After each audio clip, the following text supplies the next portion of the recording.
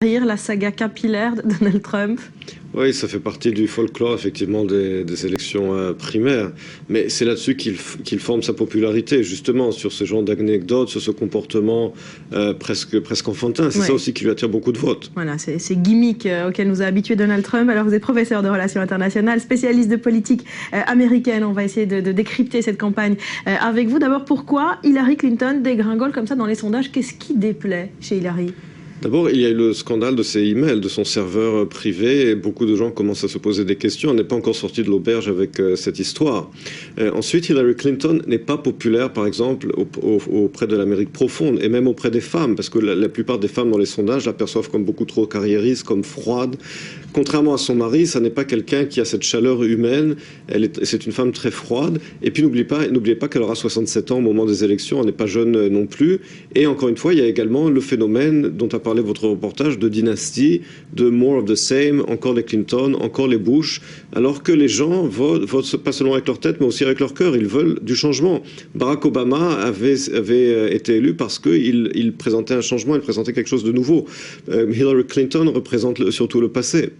Alors justement, les Américains espéraient un souffle nouveau avec Barack Obama, celui peut-être de replacer l'Amérique en haut de l'échelle.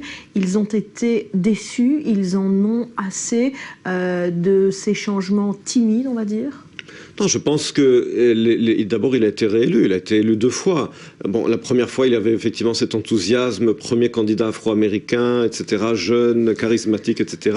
Il a quand même été réélu lorsqu'il s'est présenté une 2e fois, avec évidemment un résultat que l'histoire pourra juger. Mais en tout cas, du point de vue de l'électorat américain aujourd'hui, c'est sûr qu'on n'est plus à l'époque de cet enthousiasme. Et puis il y a toujours un effet de balancier. Les démocrates ont été à la Maison-Blanche pendant presque 8 ans. Ouais. Théoriquement, les républicains devraient avoir l'avantage. Ouais. L'alternance qui devrait l'emporter. C'est pour ça qu'on voit un succès populaire comme ça aux extrêmes des 2 partis. On voit Donald Trump qui caracole en tête des sondages chez les Républicains et puis Bernie Sanders dont on a parlé, qui est à l'extrême gauche du parti démocrate, qui est un candidat plutôt simple. Il vole sur des avions de ligne, il tire sa valise derrière lui. C'est l'anti-Trump en quelque sorte. Pourquoi les extrêmes à gauche comme à droite on le vent en poupe dans cette élection?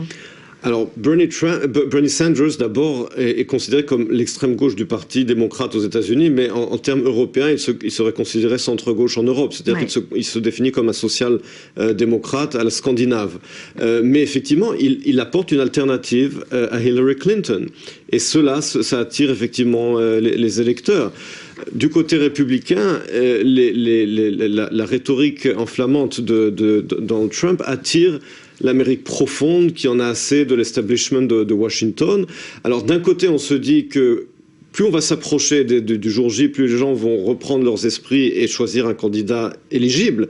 Mais d'un autre côté, quand on voit par exemple ce qui se passe aujourd'hui au Parti travailliste en Angleterre avec Jeremy Corbyn, il semble que certains électeurs semblent se moquer du résultat des élections et veulent des candidats qui sont inéligibles. Donc peut-être que les électeurs également, aussi bien au Parti républicain qu'au Parti démocrate, choisiront des candidats complètement inéligibles.